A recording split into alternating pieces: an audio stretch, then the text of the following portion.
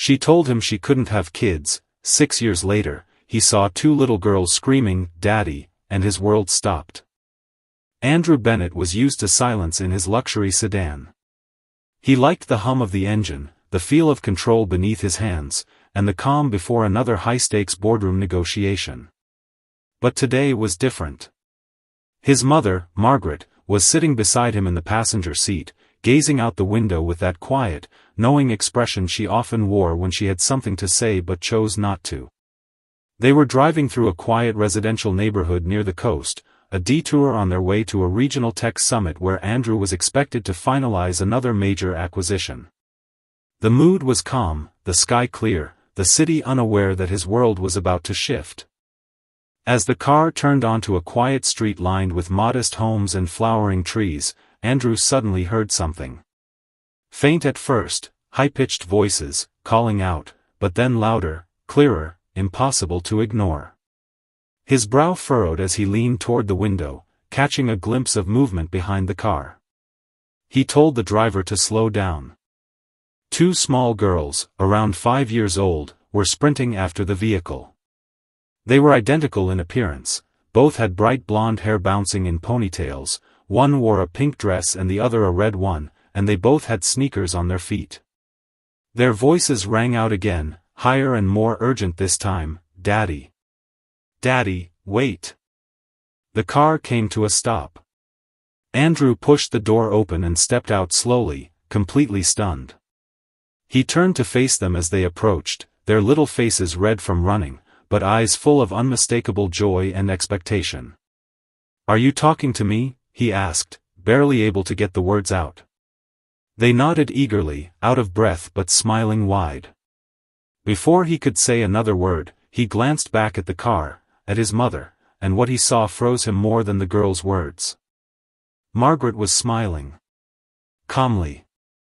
Softly. As if this was exactly what she'd been expecting. He turned to her, confusion and disbelief twisting inside his chest. "Mom, what is this?" he asked, voice low, almost afraid to hear the answer. She didn't respond right away. Instead, she opened her door and stepped out into the sunlight, walking toward the girls with a gentleness that betrayed familiarity. She knelt down, opened her arms, and the girls ran to her like they had done it 100 times. Andrew stood there, speechless. The pieces didn't make sense. Why would they call him Daddy? Why would they know Margaret?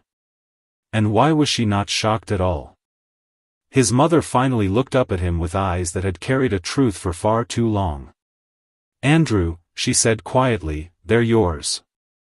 It didn't register at first.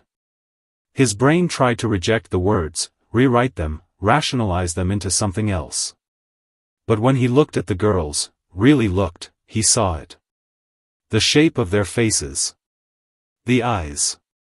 The slight curl in their smile. He saw himself.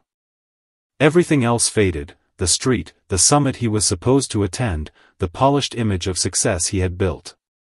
All that remained was the crushing weight of a truth he had never imagined: he had daughters. 2 little girls who had just chased down a car to call out to a father they had never met. And his own mother had known all along. The car ride that followed was silent, but not the kind of silence Andrew usually welcomed. It was thick, pulsing with questions he didn't know how to ask and answers he wasn't sure he wanted to hear. The girls had climbed into the back seat cheerfully, as if it were the most natural thing in the world to be picked up by a father they'd never met. Margaret sat next to him with her hands folded neatly in her lap, still calm, still quiet, her expression unreadable. Andrew gripped the steering wheel harder than necessary, knuckles white, his breath shallow as his thoughts raced far ahead of the road. They arrived at Margaret's home, a warm, well-kept house in the suburbs that he'd visited countless times, but which suddenly felt unfamiliar. The girls, Lily and Luna, Margaret told him their names, ran inside without hesitation, clearly comfortable, as though they had spent many afternoons there. Andrew followed slowly, his chest tightening as he stepped through the door. The house smelled like chamomile and old books. A toy bunny lay forgotten on the couch. Crayons were scattered across the kitchen table. Everything inside screamed of childhood and innocence, and yet he felt like a stranger walking into someone else's life. Once the girls were settled with a snack in the living room, Andrew turned to his mother, the weight of his confusion finally spilling over. "You need to tell me everything," he said, trying to keep his voice from shaking. Margaret nodded and gestured for him to sit down at the kitchen table. She made tea, like she always did when something was difficult, but this time he couldn't bear the normalcy of it. She began slowly, carefully. She told him about the day she saw Hannah, his ex-girlfriend, the one he had left 6 years ago in what he thought was a final decision. Margaret had gone to a local farmer's market when she spotted a woman who looked far too much like someone she used to know. At first, she wasn't sure. But then she saw the children. 2 girls, so identical, so familiar, it took her breath away. They were tugging at Hannah's dress, asking for strawberries, and when Margaret walked closer, there was no more doubt. It was Hannah. And those girls, they looked just like Andrew had at their age. She didn't approach her that day. She watched from a distance, uncertain, shaken. But the image haunted her. So she returned the following weekend. This time, she spoke. Hannah was guarded at first, unsure whether to trust her. But eventually, as the weeks passed, they met again. Over coffee, over short conversations while the girls played nearby. And little by little, the truth came out. Hannah had been pregnant when Andrew left. She hadn't known at first. And when she found out, she was terrified. Terrified he would reject her again, that he would say she was trapping him, that he'd walk away a second time. So she kept it to herself. She made the choice to raise them alone. She never asked for money, never reached out, never told a soul connected to Andrew, except, now, Margaret. Andrew sat still as stone as his mother spoke. He wanted to shout, to demand why she hadn't told him the moment she found out. But as he looked at her, he saw the emotion in her eyes. She had been carrying this truth for months, trying to find the right way, the right moment. And maybe, deep down, she hadn't told him sooner because she was afraid too, afraid of what he'd say, afraid he'd reject them the way he once rejected Hannah. "I didn't want to push you," Margaret said gently, breaking his thoughts. "But when I saw those girls, I knew you had to be in their life. You're not the man you were back then, Andrew. You've changed. You deserve to know them. And they deserve to know you." He covered his face with his hands, overwhelmed. His mind spiraled with images, Hannah, alone, scared, raising 2 babies while he had been building his empire, thinking he had left the past behind. But the past hadn't left him. It had just been waiting to be found, in 2 tiny voices calling, "Daddy," behind a car. He asked one final question that evening, voice low, almost broken. Is Hannah okay?" Margaret hesitated before answering. Then she looked him in the eyes and said, "No. She's sick, Andrew. That's why she finally let me talk to the girls about you. She's running out of time." And with that, everything inside him shifted. The guilt. The fear. The hesitation. It all collapsed under the weight of something stronger, the undeniable need to make this right, before it was too late. Andrew couldn't sleep that night. He lay in his bed staring at the ceiling, the room dark except for the dim city lights filtering through the curtains. Every time he closed his eyes, he saw their faces, Lily and Luna, smiling, breathless, running toward him like he was someone they had always known. But he wasn't. He hadn't been there. He hadn't changed a single diaper or kissed a scraped knee or sat through a sleepless night.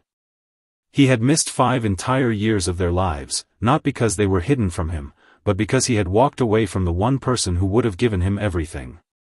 The guilt ran deeper than any mistake he had made in his business life. This wasn't a failed deal. This was a fracture of something far more fragile. The next morning, with almost no rest and a heaviness in his chest, he made a decision he hadn't been ready for the day before. He was going to see Hannah. Not to demand answers, not to argue, but simply to look her in the eyes and say what should have been said a long time ago. He called Margaret, asked for the address, and told his team to cancel his schedule for the day without further explanation. For the first time in years, work didn't matter. Nothing else did. He drove himself to the apartment complex Margaret had described. It was modest, clearly older, the kind of building most people ignored as they passed by. The walls were faded, the steps chipped, and the nameplates on the mailboxes were worn thin. But it wasn't the condition of the place that struck him, it was the thought of Hannah living here, quietly raising his children alone while he had been sitting in penthouses and conference rooms.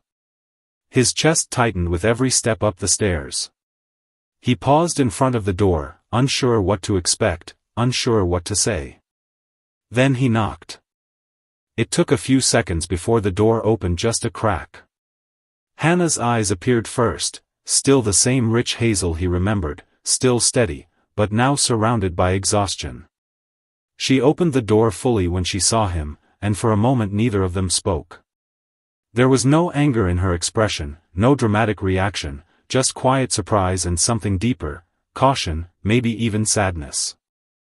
"Hi," he said, his voice almost too soft to hear. "Can we talk?" She stepped aside and let him in without a word.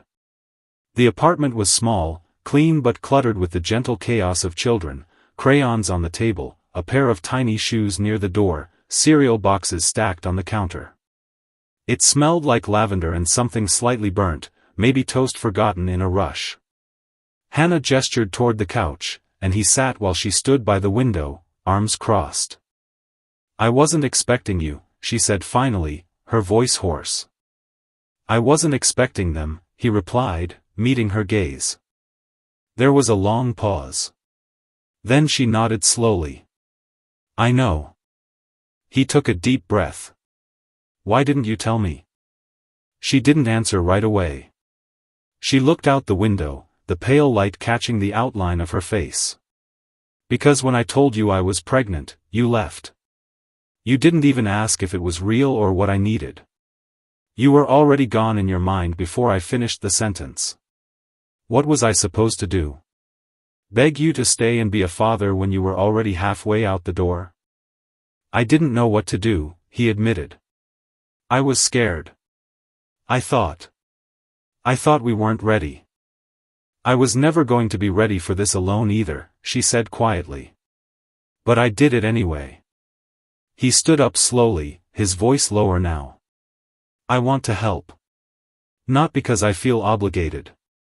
Because I want to. I need to." She turned to look at him then, eyes searching his. "They're not just a problem to fix or a duty to fulfill. They're people. Little people who've built a life without you. You can't just drop in and expect to belong." "I don't expect anything," he said. "I just want to start." There was a tremble in her lip, and she pressed it into a firm line. "You're late, Andrew. But maybe not too late." They stood in silence for a few moments, not enemies, not quite friends. Something unspoken passed between them, regret, hope, fear, and the beginning of something unsteady but real. Just then, the door to the bedroom creaked open, and two identical faces peeked out, wide-eyed and curious. "Mommy," one of them said. "Is Daddy still here?" Hannah looked at them, then back at Andrew. "Yes, sweetheart," she said gently. "He's still here." And Andrew, for the first time, realized what that word really meant, not a title, not biology, but presence.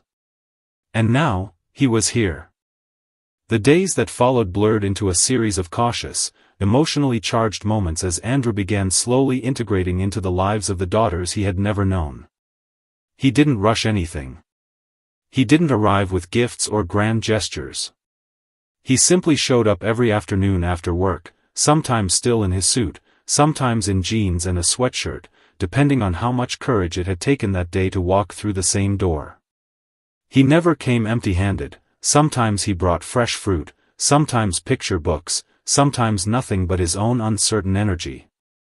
Hannah never stopped him, never pushed him away, but she also never made it easy. She observed quietly, always watching for signs that he might once again step back into his old pattern of avoidance. The girls, Lily and Luna, were both cautious and curious. They asked a lot of questions, some innocent, others piercing. One afternoon, Luna asked him if he had always known about them. The question was simple, but it hung in the air like smoke. Andrew knelt down to her eye level, looked her straight in the face, and said, "No, I didn't. But I wish I had." She didn't say anything else after that. She just nodded slowly, walked back to the couch, and went back to coloring. That was the moment he knew the repair wouldn't come from words, it would come from showing up over and over, with nothing expected in return. He started helping with daily routines. He'd read stories before bed, badly at first, stumbling over voices and pacing, until the girls started correcting him with laughter. He cooked, with comically mixed results, pancakes shaped like dinosaurs, pasta that came out too soft, and sandwiches cut into crooked hearts. But they loved it, not because it was perfect, but because it was his effort. And effort, to them, was love. Hannah stayed in the background most of the time. She watched from the kitchen while pretending to clean, her eyes betraying more emotion than her words ever did. She was tired, exhausted, really, and some days she could barely stand for long without needing to sit down. Andrew noticed. He didn't comment on it, not directly, but he began picking up more and more of the slack, folding laundry without being asked, offering to walk the girls to preschool when her joints were too stiff in the mornings, sitting with her in silence after the kids were asleep just so she didn't have to be alone with her fear. One evening, after the girls had fallen asleep in a tangled pile of stuffed animals and storybooks, Hannah finally let her guard slip a little. She was curled up on the worn armchair, a blanket draped over her legs, her face pale under the warm glow of the lamp. Andrew was washing dishes in the kitchen. Without turning around, she spoke. "You're different now."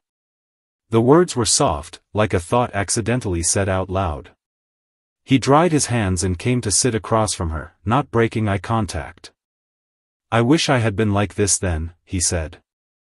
"Wishing doesn't change the years I spent scared and alone," she replied, her voice steady but quiet. "But I see what you're doing now. And the girls, they see it too." He nodded. "I'm not trying to undo the past. I just want to give them a present they can rely on." There was a silence between them that didn't feel heavy, it felt necessary. A moment to acknowledge the space that still stood between them, even as it began to slowly shrink. Eventually, she looked at him again. "You know, they think the world of you already. It scares me how fast they've let you in." "It scares me too," he admitted. "Because I don't want to fail them. Or you." "You will," she said without hesitation. "Everyone does. But now at least, you'll be here to fix it when you do." For the first time, a faint smile curved at the corner of her lips. Not a full one, but enough to let him know she didn't just see the man who had walked away, she also saw the one who came back and stayed. As the weeks passed, Andrew fell into the rhythms of their home. The girls started calling him Dad without even noticing they were doing it. They argued over who would sit on his lap first, asked him to braid their hair before school, and insisted he help pick their bedtime songs. Every moment was new, raw, and unfamiliar to him, but he welcomed it. He didn't need control anymore. He needed connection. One night, as he tucked them in, Lily wrapped her arms around his neck and whispered, "I'm glad you're here now." It wasn't dramatic. It wasn't part of a big conversation. It was just a child's truth, offered quietly. And for Andrew, it meant everything. Hannah stood in the hallway, unseen, listening. Her eyes filled with tears she didn't let fall. In that moment, she didn't feel quite as alone. The man who had once abandoned her was gone. And in his place stood a father who was finally ready to fight for his place, not through words, but through every small, deliberate act of love. Hannah's health began to decline more rapidly than any of them had expected. It started with small things, her needing to rest more often, missing mealtimes, and occasionally struggling to get through sentences without catching her breath. At first, she tried to hide it, brushing off the fatigue with excuses like a poor night's sleep or stress from the kids. But Andrew noticed. He always noticed now. What once would have gone unseen in his former world of business meetings and phone calls was now the center of his universe. The subtle shift in her tone, the stiffness in her movements, the way her hands trembled slightly when she thought no one was looking. He convinced her to go back to the doctor, to get updated scans and blood work. He offered to pay for everything, not as a gesture of guilt, but out of genuine fear and responsibility. She agreed reluctantly, only after realizing that avoiding it wouldn't change what her body was already trying to tell her. The results were sobering. The autoimmune disease was progressing faster than expected. Her immune system was weakening more rapidly, and her body was beginning to shut down in ways that even the best treatment could only temporarily delay. Hannah took the news with a quiet strength that unnerved Andrew. She didn't break down. She didn't scream or cry. She just sat in the clinic's small consultation room and nodded, as though she had already known this would happen eventually. Andrew, on the other hand, felt like the ground had been ripped out from beneath him. As the doctor laid out the plan for palliative care, possible options for extending her quality of life, and long-term support, Andrew couldn't hear anything except the deafening realization that he might lose her again, but this time forever. That night, after the girls had gone to bed and the house was quiet, Andrew sat with Hannah at the kitchen table. She held a mug of chamomile tea in her hands, though she barely sipped from it. The warm light made her look even more fragile, her skin too pale against the soft glow. He wanted to say something, to offer comfort or solutions, but everything felt inadequate. Finally, she broke the silence. "I'm not scared of dying," she said, not looking at him. "I'm scared of what happens to them when I'm gone." Andrew's throat tightened. He reached across the table and took her hand, something he hadn't done since they were together years ago. Her fingers were thinner now, colder, but still strong in their own way. "You're not going to face this alone," he said, and for the first time, he wasn't just offering support, he was making a promise. She looked up at him, eyes glistening but not crying. "They're good girls. They're kind and bright and stubborn. They need stability. They need someone who won't run when things get hard." "I won't," he said. "Not again." Hannah nodded slowly, almost as if she wanted to believe him but didn't dare to yet. "They already love you. I can see it. But if you're going to be part of their lives, you have to be their anchor, Andrew. Not just the fun parent or the one who shows up when it's convenient. They need to feel safe." He leaned back in his chair, the weight of her words settling heavily into his chest. He understood what she was asking, not just to show up, but to transform, to take on a role he had never prepared for. He had missed their first steps, their first words, their first birthdays. But maybe, just maybe, he could be there for what came next. He could give them a future with fewer absences. Over the next week, Andrew took action. He began to restructure his work schedule entirely. What used to be back-to-back meetings and constant travel was now tailored around pickup times from preschool, doctor appointments, and bedtime routines. His assistant was stunned by the shift. Board members questioned him. But Andrew didn't care. For the first time in his life, he felt like every minute spent outside the office was the right investment. He wasn't stepping back from success. He was stepping into his real legacy. He also began preparing legal documents with Hannah's guidance. They sat together late into the night discussing guardianship, education plans, medical directives, all the difficult conversations no parent wants to have but must when time grows uncertain. Hannah was meticulous. She wanted to ensure that no matter what happened, Lily and Luna would be safe, protected, and loved. One evening, as he tucked the girls into bed and read them their favorite story, Lily reached up and placed her small hand on his face. "Daddy," she whispered, "will you be here when I wake up?" He smiled, though his eyes were wet. "Always," he said. "Every morning." She nodded, satisfied, and rolled over. Luna, already half asleep, mumbled something about dreaming of dragons. Andrew sat there long after they had fallen asleep, watching them breathe, listening to the quiet rise and fall of their chests, and thinking about how precious it all was. These moments, the quiet, simple ones, were the ones he used to miss. Now, he couldn't imagine anything more important. Hannah watched him from the hallway that night, leaning against the wall, her arms folded. There was a softness in her gaze that hadn't been there before. She saw the man he had become, not the one she had once lost. And for the first time in a very long time, she allowed herself to believe that maybe, just maybe, she could let go when the time came, knowing that her daughters would never feel abandoned. Winter came earlier than expected that year, covering the city in a soft blanket of frost and slowing everything down. But inside the apartment, time seemed to be moving faster than anyone could hold on to. Hannah's condition grew more unpredictable. Some mornings she woke up with enough energy to bake muffins with the girls and laugh over spilled flour. Other days, she couldn't make it out of bed without assistance. Her body was fighting, but the fight was uneven, and they all knew it.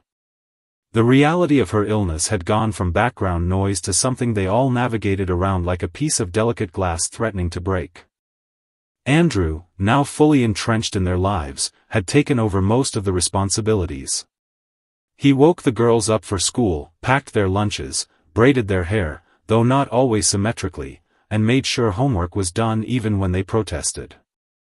He had become more than a visitor or a surprise in their lives, he had become a constant.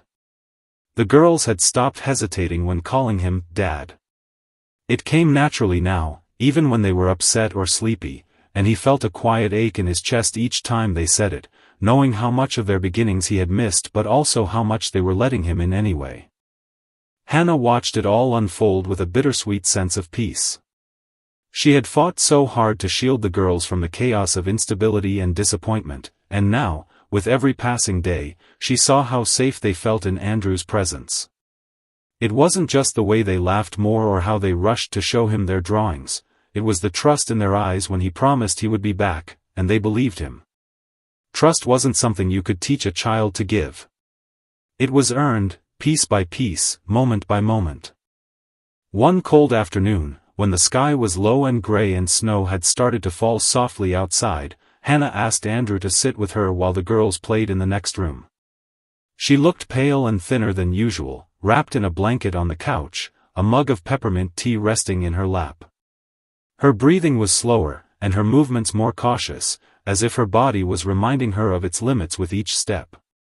Andrew sat beside her, silent at first, knowing this wasn't just a casual conversation. "I've been writing letters," she said quietly, not looking at him. "One for each of their birthdays. Until they're 18. He didn't speak immediately. His hands clenched slightly in his lap, the idea of those unread letters slicing through his heart. "They'll forget my voice eventually," she continued. "But maybe this way they won't forget how I thought of them. What I wanted to say, even if I'm not around to say it." Andrew swallowed hard, forcing himself to stay composed. "They won't forget you, Hannah." "They might," she said, finally turning to him. "Time does that. And I don't want them to be angry with you. When I'm gone, you'll be the one explaining everything. You'll be the one answering the hard questions." He nodded slowly, his throat tight. "I'll tell them the truth. But I'll also tell them how strong you were. How much you loved them. How you built their entire world without ever asking for help." She reached for his hand. "Promise me you won't disappear. Even if things get hard. Even if they push you away sometimes, or you feel like you're not enough." "I promise," he said, without hesitation. "I'm not asking you to replace me," she whispered. I'm just asking you to keep them whole." Later that evening, as the girls helped decorate the small Christmas tree with plastic stars and homemade paper chains, Andrew watched from the hallway. He listened to their laughter, their high-pitched excitement over which branch should hold the paper snowflake. And then he looked at Hannah, sitting quietly in the corner, her smile faint but filled with something deeper than joy, acceptance. She was beginning to let go, not out of defeat, but because she was finally certain she could. He saw that in her eyes. The fear that had lived behind every decision, every guarded word, had started to ease. She was giving him her trust, piece by piece, just like the girls had. And in return, Andrew gave her what he had never given anyone before, not a promise of perfection, not a solution to every problem, but unwavering presence. There was nothing heroic about what he was doing. No grand gesture would undo the years he had missed or the pain he had once caused. But love, real love, lived in showing up, again and again, especially when it was hard. And that was exactly what he was going to keep doing. The transition into the new year arrived quietly, with snow still piled on sidewalks and the days shorter than they should be. Life in Hannah's apartment had settled into a bittersweet rhythm, one shaped by quiet resilience and unspoken understanding. Though each day remained precious, everyone in the home understood that time was no longer a guarantee but a gift, one that could vanish without warning. Andrew now spent nearly every moment outside of work with the girls, and he worked less and less with each passing week. His business had taken a back seat not because he was abandoning success, but because he was finally defining it differently. Every morning began the same way. He woke the girls, helped them get dressed, packed their lunches with notes scribbled on napkins, and walked them to school hand in hand. They talked about everything and nothing, what color the sky was that day, whether fairies could survive in the snow, and what they wanted to be when they grew up. He listened closely, responding with a patience and warmth he never knew he had, learning slowly how to be the father they needed. In those conversations, he discovered what he had missed all those years, not milestones, but moments. Hannah, though weaker, remained the emotional heart of their little family. She rested more now, sometimes sleeping through entire afternoons, but she was always present when it mattered. On good days, she helped with homework or supervised messy art projects at the dining table. On bad days, she simply watched from her bed, her face both proud and aching as she listened to her daughters laugh in the next room. Andrew made sure she was never alone. He sat with her at night while she slept, brought her books even when she was too tired to read them, and memorized the sound of her breathing out of fear that one night it might stop. One evening, after putting the girls to bed, Andrew found Hannah awake, her eyes on the ceiling, lost in thought. He pulled a chair to her bedside and waited.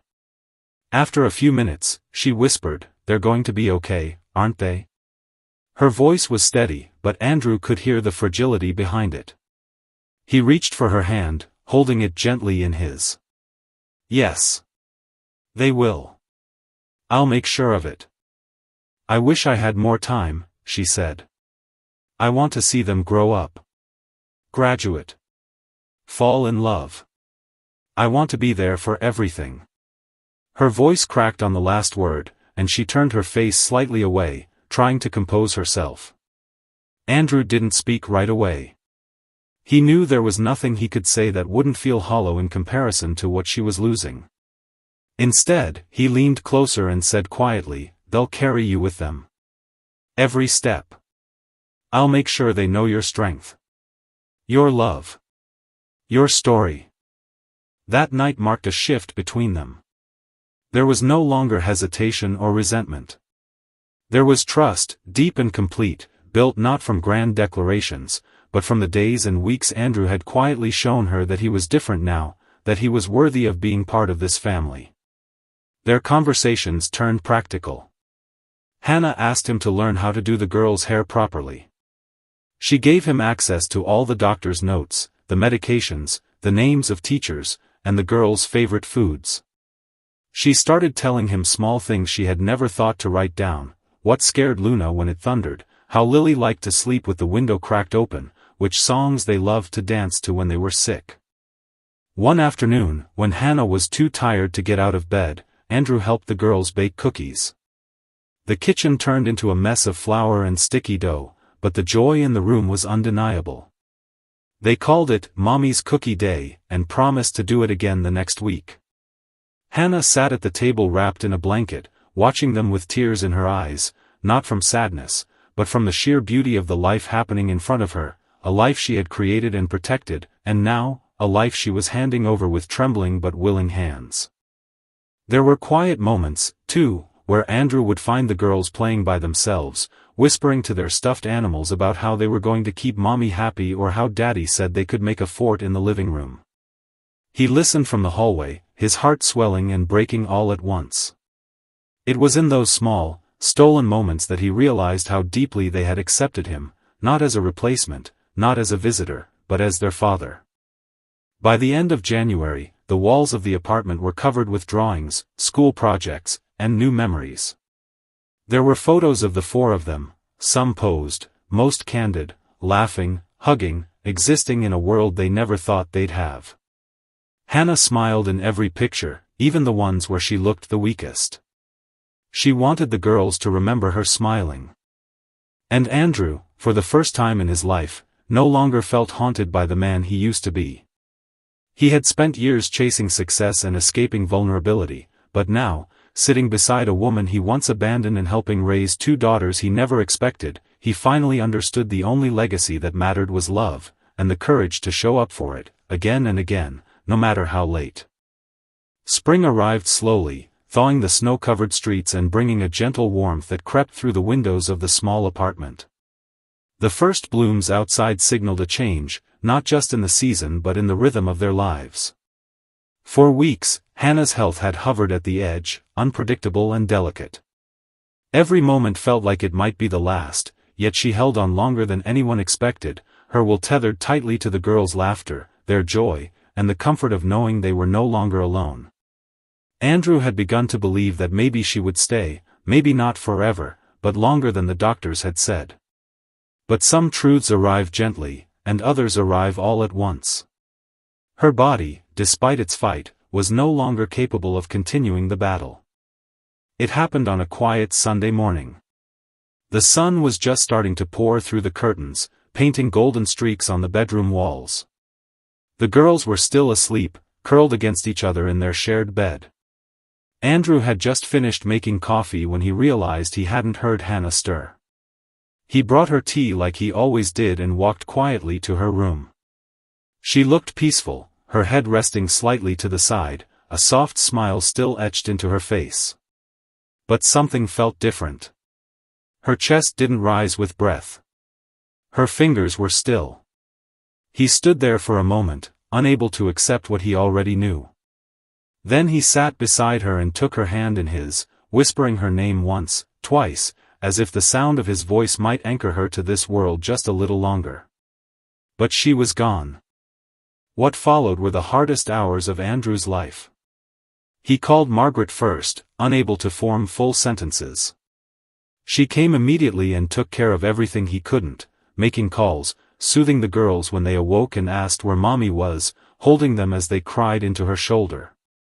Andrew sat on the floor of the bedroom for a long time, still holding Hannah's hand, overwhelmed not just by grief, but by awe. He had known her in so many versions, young and passionate, angry and hurt, resilient and kind. And in the end, she had given him the most impossible gift, her trust, her forgiveness, and the love of the daughters they shared. The funeral was small, just family and a few close friends. The girls wore white dresses and carried lilies. Andrew spoke, not with practiced words, but from a heart that had finally learned to break open. He spoke of the woman who had raised their daughters with strength and grace. He spoke of mistakes and second chances, and how Hannah had taught him that redemption wasn't about erasing the past, it was about showing up for the future. In the months that followed, the apartment grew quieter, but never empty. Lily and Luna filled it with music, laughter, and questions that only a child could ask. Margaret stayed often, helping where she could, but Andrew took on everything else, not as a burden, but as a privilege. He learned to do hair with ribbons. He packed snacks with care. He helped them through nightmares and stage fright, through skinned knees and picture days. He became not just their father, but their world. One summer evening, as they sat on the balcony eating popsicles, Luna looked up at him and asked, "Are you still sad about Mommy?" He didn't answer right away. Then he said, "Yes, but it's a different kind of sad now. It's full of love, not pain." Lily leaned against his shoulder. "Mommy said you'd take care of us." He kissed the top of her head. "And I always will." Years later, the drawing still hung on the walls, faded but intact. The bedtime stories grew more complex. The girls stopped needing help brushing their teeth, but they never stopped asking him to check the closet for monsters. They still celebrated Mommy's Cookie Day once a month.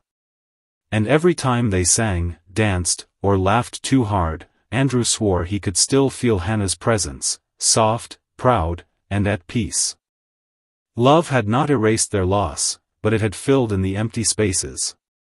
It had created a home where there had once been brokenness. And through that love, Andrew had become something more than a father. He had become the man Hannah had once believed he could be. The girls called him Daddy every day, not out of habit, but because he had earned the name through every moment he stayed when it was hardest. Through every whispered promise he kept. Through every morning he showed up, simply and fully, with love. The ending of this story carries the kind of emotional weight that doesn't scream, it lingers. It's not about a perfect redemption arc or a neatly tied-up happy ending. It's about growth born out of grief, and love that takes root after pain has done its damage.